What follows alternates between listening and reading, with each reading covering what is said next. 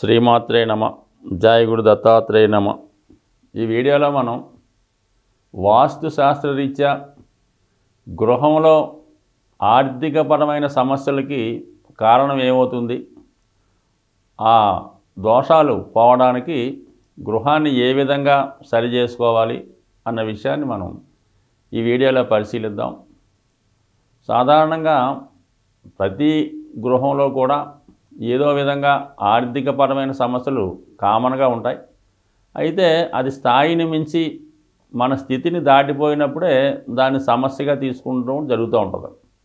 అయితే కొంతవరకు ఆ గృహం ఉన్నటువంటి నిర్మాణాన్ని బట్టి, ఆ గృహం యొక్క పరిసరాలను బట్టి మన యొక్క ఆర్థిక స్థితి, మన స్టేటస్సు ఇవన్నీ కూడా ఆధారపడి ఉంటాయి. కాబట్టి గృహంలో సాధారణంగా ప్రతి గృహానికి ఒక 4 దిక్కులు, ఒక 4 విదిక్కులు ఉండడం జరుగుతుంటుంది. సో ముఖ్యంగా ఆర్థిక సంబంధించిన విషయాల్లో ఉత్తర దిక్కు అన్నది ఇంపార్టెంట్. అంటే అది కుబేర స్థానం కాబట్టి ఉత్తరం అనుకూలంగా ఉన్న, ఉత్తరం వైపు మనకి అనుకూలమైన వాస్తు ఉన్నప్పుడు ఆర్థికంగా మనకి ఫ్లో ఆఫ్ ఇన్కమ్ రావడం జరుగుతుంటుంది. సో ఇది మళ్ళా ఈ ఉత్తరానికి 2 దిక్కులు ఉంటాయి కదా. ఒకటేమో ఉత్తర ఈశాన్యం, ఒకటి ఉత్తర వాయువ్యం. సో ఉత్తర ఈశాన్యం అన్నది మెయిన్ ఆ గృహానికి ఊపిరి లాంటిదన్నమాట. ఒక ధన ఆదాయం రావాలన్నా, ఆ గృహంలో అందరూ ఆరోగ్యంగా ఉండాలన్నా ఉత్తర ఈశాన్యం, తూర్పు ఈశాన్యం కలిపి ఆ ఈశాన్యం అనేది చక్కగా ఎటువంటి లోటు లేకుండా, అక్కడ ఎటువంటి చెడు సంబంధించినటువంటి, అంటే అక్కడ రాళ్ళు పోగొట్టడం కానీ, బరువులు పెట్టడం కానీ, అక్కడ ఏమన్నా మోటార్లు పెట్టడం కానీ, ట్రాన్స్ఫార్మర్లు పెట్టడం కానీ ఇలాంటివి చేయకుండా ఉత్తరం అన్నది ఎంత డెలికేట్గా, ఎంత తేలిగ్గా, ఎటువంటి బరువులు లేకుండా అది ఆ ఉత్తర ఈశాన్యం, తూర్పు ఈశాన్యం బాగున్నట్టు అక్కడ అర్థమవుతుంది. ఈశాన్యం బాగుంటే గృహంలో ఉన్నటువంటి అన్ని సమస్యల్ని కూడా ఈశాన్యం కవర్ చేస్తూ ఉంటుంది. సో అలాగే ఉత్తర వాయువ్యం, ఉత్తర ఈశాన్యం అనేది మనకు శుభస్థానం అయితే ఉత్తర వాయువు అనేది కొంచెం నెగిటివ్ స్థానం అన్నమాట. ఈ ఉత్తర వాయువులో ద్వారాలు ఉన్న కొంతమంది ఏంటంటే బ్యాక్ డోరు ఉత్తర వాయువులో పెడుతూ ఉంటారు. లేదంటే ఉత్తర వాయువులో గోతులున్నా, సెప్టిక్ ట్యాంకులు ఉన్నా, బరువైనటువంటి చెట్లు బరువులు పెట్టినా కూడా వాయువ్యం అనేది దోషం ఏర్పడుతుంది. ఉత్తర వాయువు దోషం ఉన్నప్పుడు కంపల్సరీగా వాడు రుణగ్రస్తుడై ఉంటాడు. అంటే రుణగ్రస్తుడు ప్రతివాడు వాడి అవసరానికి ఏదో ఒక విధంగా రుణం చేస్తూ ఉంటాడు, లేదంటే ఏదో క్రెడిట్ కార్డు వాడుతుంటాడు. కానీ ఏంటంటే ఇది అప్పు తీర్చలేకపోతుంటాడు. ఈ ఉత్తర వాయువు దోషం ఉంటే వాడి దగ్గర ₹1,00,000 అప్పున్న చేతికి 10 లక్షలు వస్తే ఆ 10 లక్షలు ఖర్చు పెడతాడు తప్ప ఈ ₹1,00,000 అప్పు తీర్చడం.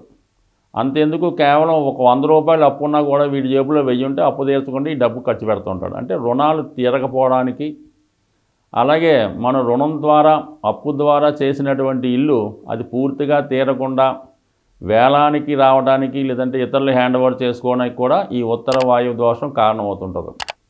అలాగే చాలా గృహాలు మనకి సాధారణంగా ఈ సిటీలో అప్పుడప్పుడు అక్కడక్కడ కనబడుతుంటాయి. బాగా పాడుపడిపోయి ఉంటాయి. మంచి సైట్, వాల్యుబుల్ సైట్ ఉంటుంది, గజం 2 లక్షలు ఉంటుంది, కానీ అక్కడ ఎవరో నివాసం ఉండదు, పడిపోయి ఉంటుంది, వదిలేస్తారన్నమాట. అది ఖచ్చితంగా అది వాయువ దోష ప్రభావం వల్ల ఏంటంటే అది కోర్టులో ఉండిపోయి ఎవరికీ కాకుండా అలా ఉండిపోవడం జరుగుతూ ఉంటుంది అన్నమాట. సో ఈ కారణం వల్ల ఏంటంటే ఈ ఆర్థికపరమైన సమస్యలకు కానీ, అలాగే ఈ ఫైనాన్సు, కోర్టు సమస్యలు వాటికి కారణం ఉత్తర వాయువ్యం కారణం అవుతుంటుంది. ఉత్తరం అన్నది ఎప్పుడు కూడా చాలా నీట్గా, శుభ్రంగా ఉండాలి. అప్పుడు ఉత్తరం బాగుంటుంది. ఒక ఉత్తరం ఆ గృహంలో బాగుంటే ఆ గృహంలో ఉన్నటువంటి స్త్రీలు చాలా ఆరోగ్యంగా, సంతోషంగా, ఆనందంగా ఉంటారు. ఎప్పుడైతే ఆ గృహంలో స్త్రీలు ఆనందంగా, సంతోషంగా ఉంటారో ఖచ్చితంగా ఆ ఇంట్లో ధనం ఉన్నట్టే. మీరు ఒక గృహంలోకి వెళ్ళి ఆ ఇంటి యజమానురాలను, ఆ ఇంట్లో ఉన్నటువంటి స్త్రీలను చూసినప్పుడు వాళ్ళ యొక్క నడవడిక, అంటే వాళ్ళ యొక్క వేషధారణ, వాళ్ళ ముఖంలో ఉన్నటువంటి కళ, ఆ ఇంటి యొక్క పరిస్థితులు చూసి మీరు 100% చెప్పొచ్చు వీళ్ళు ఆర్థిక పరంగా బాగున్నారా, లేదంటే ఇబ్బంది పడుతున్నారా, ఎంతో చెప్పొచ్చు. సో ఆ విధంగా మనకి ఈ 3 కరెక్ట్గా ఉన్నప్పుడు 100% ఆ గృహంలో ఆర్థికపరమైన సమస్యలు లేకుండా ఉంటాయి. సో ఈ విధంగా మరి గృహంలో ఆర్థికపరమైన సమస్యలు ఉన్నాయి. సో మనం ఈ విధమైనటువంటి పరిస్థితులను తప్పుకోవాలనుకుంటే ఖచ్చితంగా జాతకుడు ఏం చేయాలంటే కంపల్సరీగా ఈ శుక్రవారం రోజు ప్రతి వాళ్ళు కూడా ఆ గృహంలో ఉన్నటువంటి ప్రతి వాళ్ళు కూడా శుక్రవారం రోజు డబ్బులన్నీ ఖర్చు పెట్టకూడదు అన్నమాట. ఒక కూరగాయలు కొందామన్నా, పెట్రోల్ కొనిద్దామన్నా మనీ అన్నది ఆ గృహం నుంచి బయటికి వెళ్ళకూడదు. అలాగని ఏటీఎం, పీటీఎంలు కూడా వాడకూడదు. అంటే మొత్తం మీద శుక్రవారం అంతా కూడా డబ్బు ఖర్చు పెట్టడం బంద్ చేయాలి. ఆఖరి స్కూల్ ఫీజులు కానీ, ఏదన్నా అప్పులు కానీ మొత్తం అంతా కూడా ఒక్కరోజు మనం ఖర్చు పెట్టడం ఆపి చేయగలిగితే అది చాలా కష్టం అవుతుంది. ఆ శుక్రవారం నాడే ఏదో ఒక ప్రాబ్లం వస్తుంటుంది, డబ్బు ఖర్చు పెడుతుంటారు. ప్రాణం పోయినా సరే, హాస్పిటల్ అయినా సరే, శుక్రవారం రోజు ధనం ఖర్చు పెట్టకుండా కనీసం ఒక 8 వారాలు అలా ప్రయత్నం చేసి చూడండి. 9వ వారం నుంచి ఆటోమేటిక్గా మీ ఆర్థిక సమస్యలు 99% సాల్వ్ అవ్వడం జరుగుతూ ఉంటుంది. ఇది ఒక అద్భుతమైనటువంటి రెమెడీ.